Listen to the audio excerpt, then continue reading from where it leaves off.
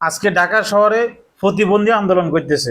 এর আগে ফকির নিয়ে করছে, রিক্সাওয়ালা করছে, আনসার করে, পুলিশ করে, ডাক্তার করে, কবিরাজ করে, কোনার করে, বৈদ্য করে, প্রেমিকা করে। এরে হালার থালারা দেশটার এরকম ডুবে আলাই সৎকা। হ্যাঁ ভাই, সচেতন নাগরিক যারা তাদেরকে বলবো এই প্রতিবন্ধীদেরকে সাহায্য করবেন না। যদি আন্দোলন করে, যদি তোদের ফ্যাট ফ্রি চলে, তো তোরা আন্দোলন করতে থাক। একটা মানুষ প্রতিবন্ধী হলে তার জন্য হৃদয়টা কাঁদে, তার জন্য সবার মায়া লাগে। যাদের অর্থ আছে, সম্পদ আছে, কোনো না কোনো কারণে একজন প্রতিবন্ধী মানুষকে সহযোগিতা করে, মাথায় তুলে রাখে। আজকে তারাও আন্দোলন করতেছে।